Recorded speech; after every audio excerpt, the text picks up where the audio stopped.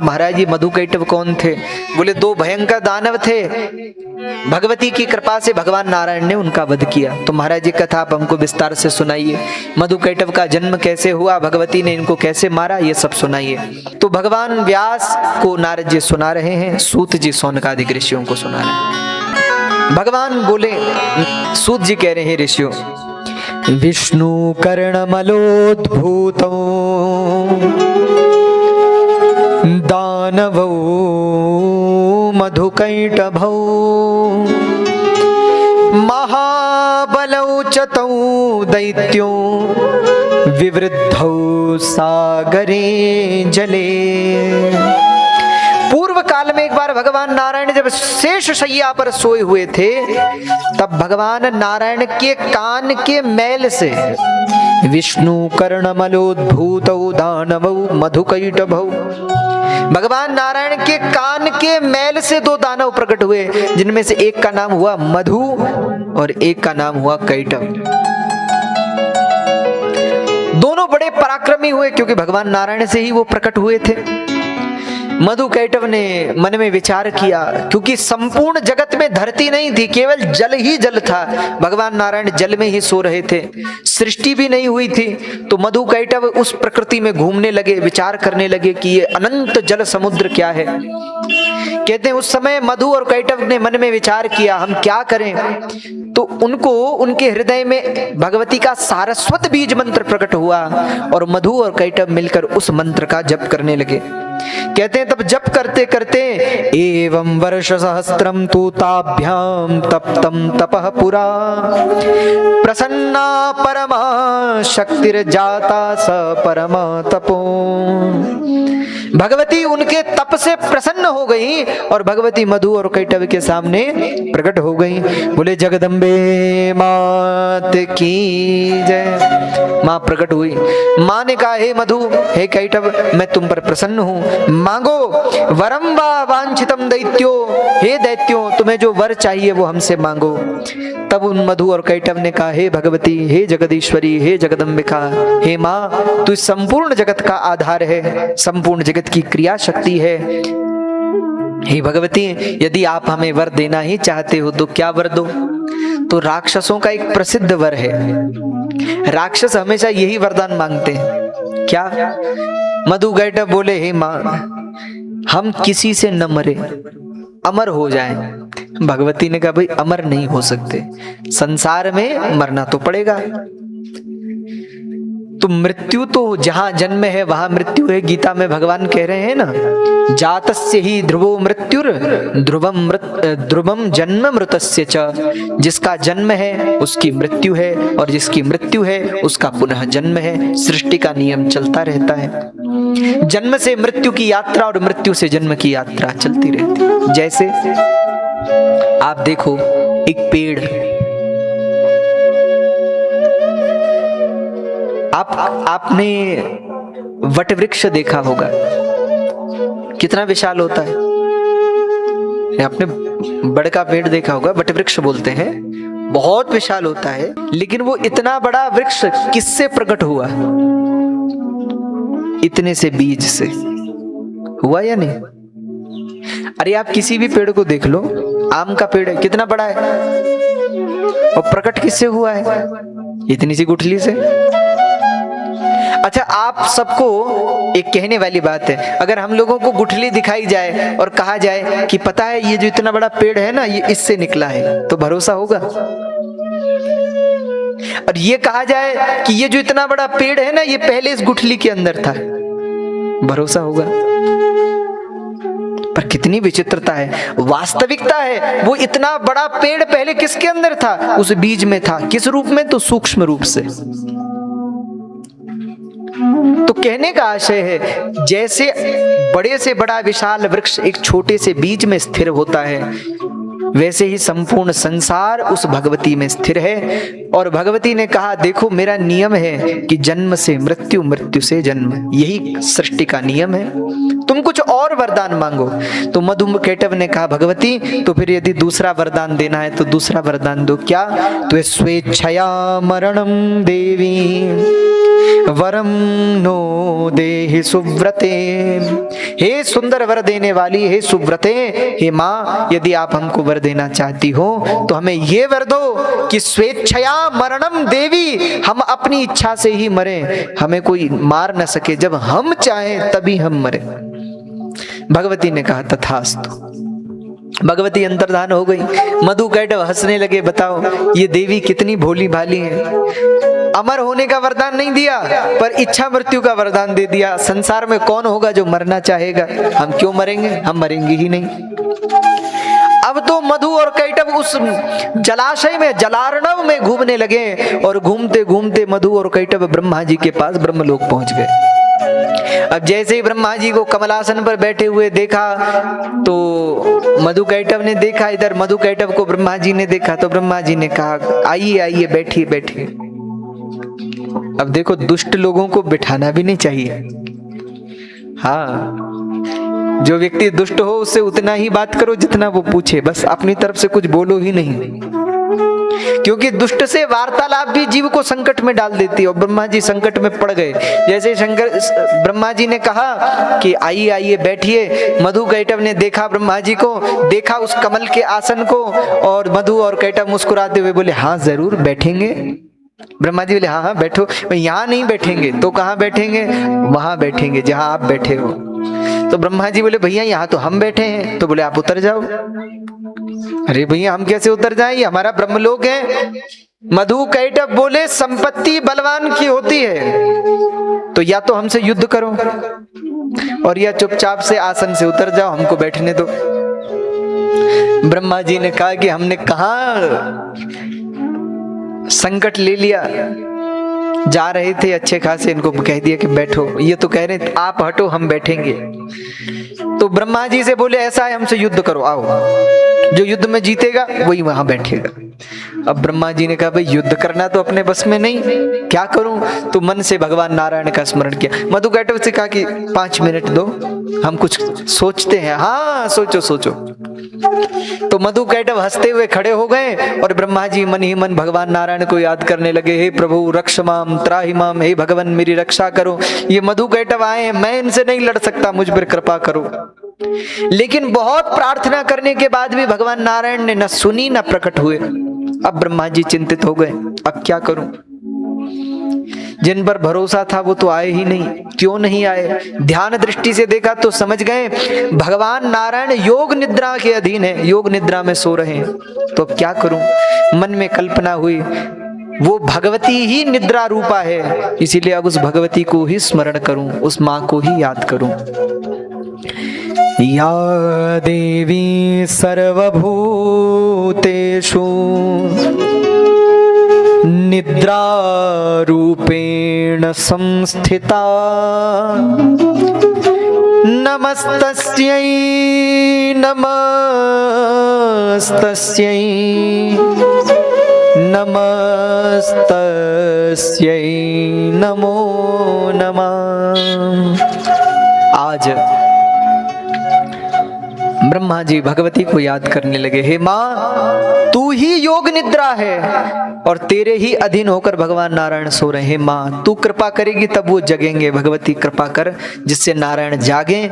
तब भगवती प्रसन्न हुई और भगवती ने योग माया से नारायण को मुक्त कर दिया। भगवान नारायण की निद्रा खुली और भगवान नारायण को आज्ञा की कि आप जाओ, ब्रह्मा जी बुला रहे हैं। तब भगवान नारायण ब्रह्मा जी के सामने प्रकट हो गए। भगवान नारायण ने कहा ब्रह्मा जी बताइए क्या परेशानी है? अब ब्रह्मा जी ने भगवान नारायण को प्रणाम किया। प्रभु ये मधु और कैटव 2 दैत्य आए हैं, मुझसे लड़ने की बात करते हैं। तो बोले महाराज युद्ध करना हमारे बस में नहीं है, आप युद्ध करो इनसे। तो भगवान ने कहा ठीक है। भगवान ने मधु कैटव से कहा देखो ये ब्रह्मा जी नहीं युद्ध करेंगे, इनके बदले हम लड़ेंगे। बोले महाराज जैसा आपको अच्छा लगे, कोई भी आ जाओ। तो अब युद्ध शुरू हो गया। भगवान नारायण मधु कैटभ से युद्ध करने लगे। अब हो क्या, भगवान पहले मधु से लड़े, और जब मधु थक जाए तो वो आराम करे, सोए बैठे, और कैटभ को भेज दे तो कैटभ लड़ने को आ जाए। भगवान कैटभ से लड़े, कैटभ थक जाए तब तक मधु की थकान दूर हो जाती थी, वो लड़ने आ जाता था, कैटभ आराम करे। तो एक बार मधु लड़ने को आए तो कैटभ आराम करे, और कैटभ लड़ने को आए तो मधु आराम करे। ऐसा करके युद्ध चलने लगा। अब मधु कैटभ को तो आराम करने का भी समय मिला, लेकिन भगवान नारायण तो लगातार ही युद्ध कर रहे हैं। कई वर्षों व्यतीत हो गए मधु कैटभ से लड़ते लड़ते। भगवान मन में कल्पना करने लगे, भैया आज तक हम भी बहुत दानवों से लड़े पर ऐसे राक्षस नहीं दिखे, ये तो मर ही नहीं रहे। भगवान नारायण ने सोचा क्या करूं, तो भगवान बोले देखो मधु कैटभ रुक जाओ रुक जाओ। रुक गए, क्या बात है? भगवान ने कहा देखो हम थक गए, थोड़ी देर हमें आराम करने दो, तब लड़ेंगे। अब पहले तो युद्ध में भी धर्म होता था ना, पहले युद्ध में धर्म होता था, अब धर्म में युद्ध होता है। आप देखो पहले के समय में युद्ध में धर्म होता था।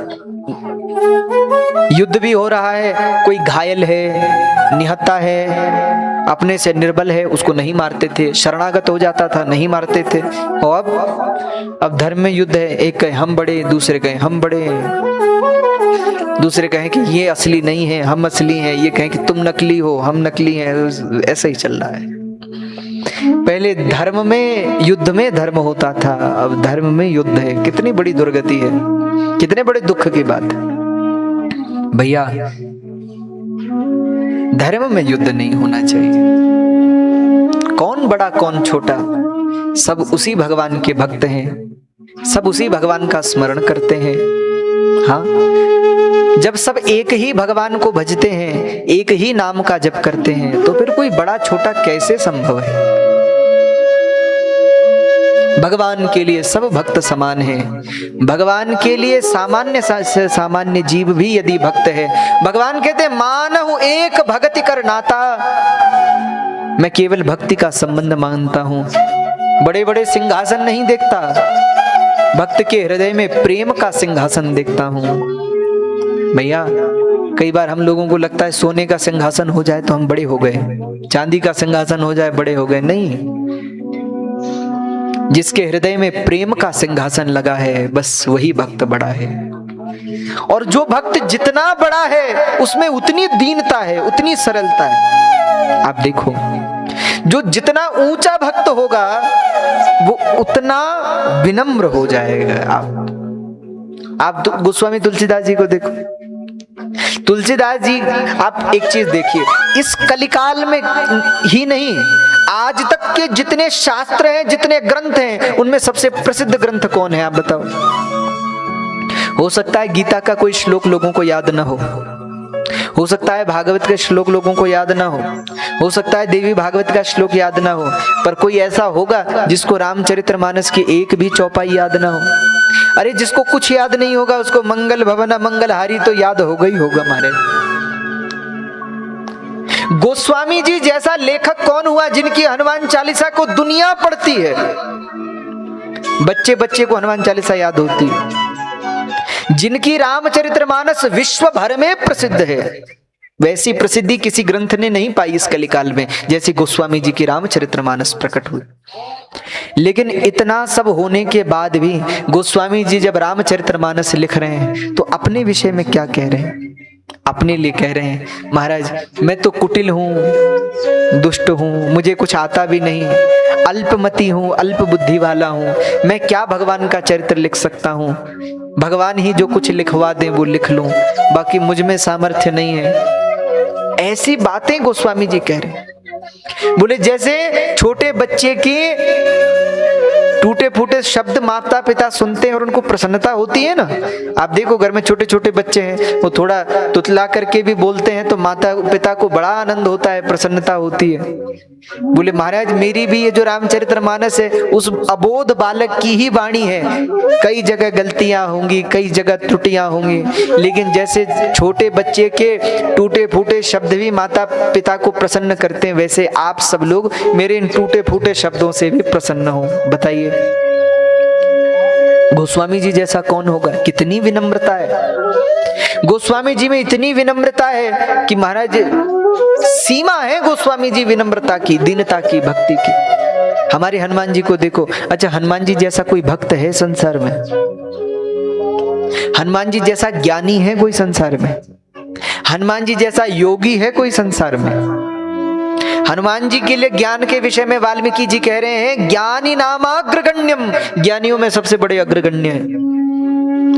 हनुमान जी के लिए ज्ञानियों में अग्रगण्य है। भक्तों में क्या कह रहे हैं? जिनके लिए स्वयं राम जी कह रहे हैं, सुन सुत तो ही उऋण में नाही, हे पुत्र तेरे ऋण से मैं उऋण नहीं हो सकता। राम जी कह रहे, तेरे कर्ज को मैं नहीं चुका सकता। राम जी कह रहे हैं हनुमान जी को। इतने बड़े भक्त हैं। तो ज्ञानी इतने बड़े, भक्त इतने बड़े, और योगी कैसे? तो ऊर्ध्वरेता ब्रह्मचारी है हनुमान जी। और क्या कहें महाराज, साक्षात शंकर भगवान का अवतार है। शिव जी ही हनुमान जी बन करके आए हैं। रुद्र देह तज नेह बस बानर भय हनुमान। लेकिन हनुमान जी में विनम्रता कैसी है? जब लंका में रावण हनुमान जी को डांट रहा है, ए बंदर किसने भेजा है तुझे? किसके कहने पर आया है? तूने हमारी वाटिका को क्यों उजाड़ा? अरे मूर्ख, तू जानता नहीं हमें? हनुमान जी को ऐसे कह रहा है रावण। और हनुमान जी रावण को क्या कह रहे हैं? रावण हनुमान जी को कह रहा है बंदर, मूर्ख, दुष्ट, शठ। और हनुमान जी रावण को क्या कह रहे हैं? बोले खायऊ फल प्रभु लागी भूखा। रावण को प्रभु कह रहे हैं। रावण कह रहा है दुष्ट, और हनुमान जी कह रहे हैं उसको प्रभु। सबके देह परम प्रिय स्वामी। अरे स्वामी सबको देह प्रिय होता है, रावण को स्वामी कह रहे हैं। बोलो कैसी दीनता है हनुमान जी के हृदय में, कैसी सरलता है। इतना बल है हनुमान जी में। और राम जी के सब काम हनुमान जी ने बनाए हैं। पर जब राम जी के दरबार में हनुमान जी बैठते हैं तो ऐसे नहीं बैठते। कह रहे हमने तो क्या नहीं किया इनके लिए। हम तो जिस दिन 4 माला ज्यादा जप लेते हैं ना, तो उस दिन तो फिर दिन भर, जिस दिन मंदिर में 2 दिए ज्यादा जला दें उस दिन तो ऐसा सोचते हैं कि कितना बड़ा एहसान कर दिया हमने भगवान पे।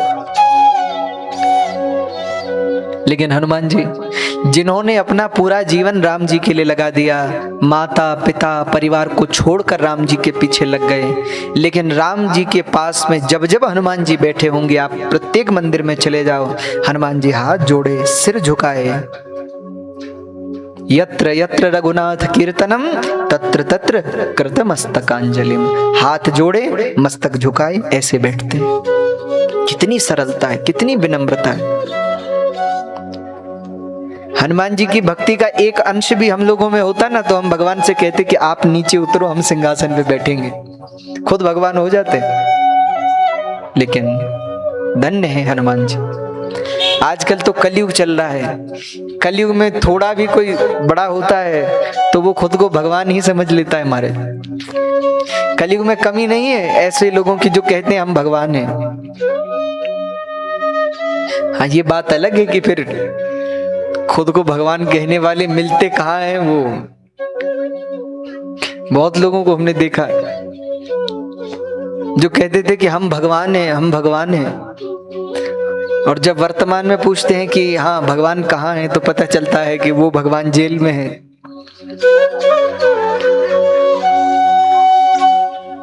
ऐसे बहुत सारे लोग हैं।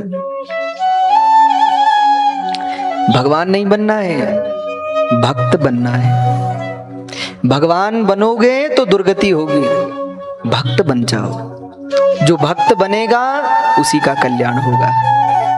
हनुमान जी ये कभी नहीं कहते कि मैं भगवान हूं, जबकि वो सच में भगवान है, शिव जी का अवतार है ना। लेकिन हनुमान जी कहीं ये नहीं कहते कि मैं भगवान हूं। वो तो ये भी नहीं कहते मैं मनुष्य हूं, कहते हैं प्रभु मैं तो वानर हूं, बंदर हूं। कहते हैं एक दिन राम जी हनुमान जी की प्रशंसा करने लगे कि हनुमान जी आप तो बहुत अच्छे हैं, आपने ये भी किया, ये भी किया, ये भी। अयोध्या में जब राम जी का राज तिलक हो गया और अयोध्या आ गए, और राज तिलक के बाद राम जी प्रशंसा कर रहे हैं, बोले ये हनुमान जी ने ये भी कार्य किया, ऐसे लंका जलाई, ऐसे अयोध्या के लोगों को बता रहे हैं। और हनुमान जी को क्या कर रहे हैं, हाथ जोड़े रो रहे हैं और बार बार कह रहे हैं प्रभु त्राहि माम रक्ष माम, मुझसे कोई गलती हो गई, क्षमा क्षमा क्षमा।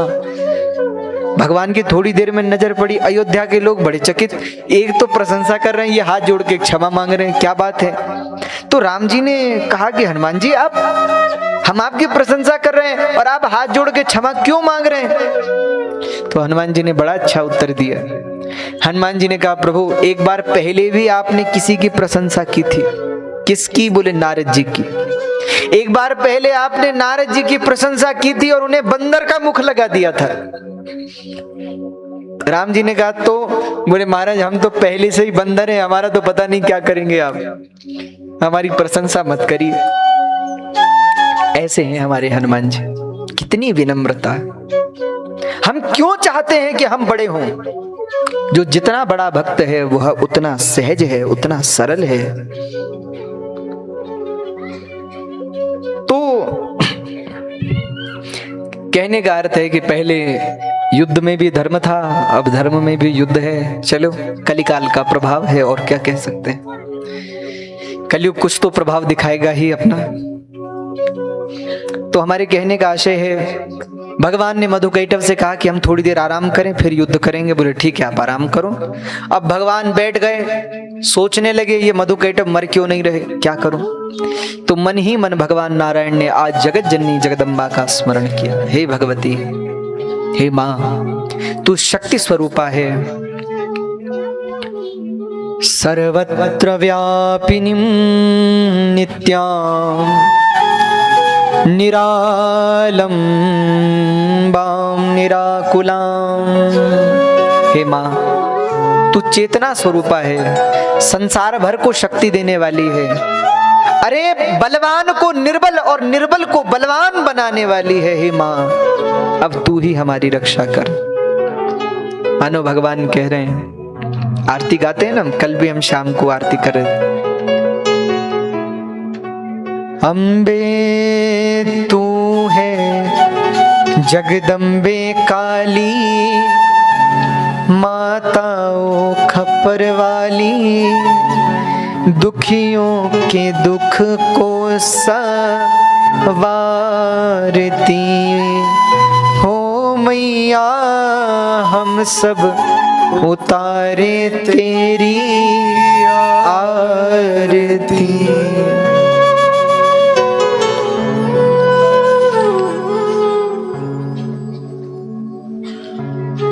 भक्त जनों पे अब तो माता पीड़ पड़ी है भारी, मैया पीड़ पड़ी है भारी। दानव दल पर टूट पड़ो माँ, दानव दल पर टूट पड़ो माँ। करके सिंह सवारी 100 सिंहों से है बलशाली, अष्ट भुजाओं वाली, सतियों के सत को संवारती हो मैया। हम सब उतारे तेरी आरती। आज भगवान नारायण भगवती का स्मरण कर रहे। माँ अब तू ही कृपा कर तब ये मरे, अन्यथा अब हमें सामर्थ्य नहीं इनको मारने का। कहते हैं तब भगवती विष्णु भगवान के ध्यान में प्रकट हुई और कहा, हे नारायण आप चिंतित ना हो, मैं आ गई हूँ। माँ ये असुर मर क्यों नहीं रहे? बोले इनको हमारा वरदान है इच्छा मृत्यु का, अपनी इच्छा से मरेंगे। अरे मैया तब तो फिर कैसे मरेंगे? भगवती ने कहा चिंता मत करिए, मैं एक रूप से आपकी बुद्धि में प्रवेश करती हूँ और एक रूप से इन दोनों की बुद्धि में प्रवेश करती हूँ। तो उससे क्या होगा? बोले आपकी बुद्धि में एक अच्छी युक्ति देती हूँ और इनकी बुद्धि अभी भ्रष्ट करती हूँ। तो भगवती ने भगवान विष्णु के बुद्धि में प्रवेश किया और उधर मधुकैटभ की बुद्धि में भी प्रवेश किया। देखो, या देवी सर्वभूतेषु ज्ञान रूपेण संस्थिता, ज्ञान रूपा भी है और वही भगवती फिर अविद्या रूपा भी है, अज्ञान रूपा भी है। तो अज्ञान रूप से मधुकैटभ में प्रवेश किया और ज्ञान रूप से नारायण में प्रवेश किया। तो मधुकैटभ भी बैठे हैं, भगवान भी बैठे हैं ऐसे पीठ लगाए हुए। तो भगवान बोले मधुकैटभ ने कहा, हाँ बताइए। बोले, हमने आज तक बहुत दानवों से युद्ध किया, बड़े बड़े राक्षसों से हम लड़े, पर आज तक हमने तुम जैसे नहीं देखे। अरे बड़े बलवान हो तुम। मधुकैटभ बोले, हाँ हाँ वो तो है।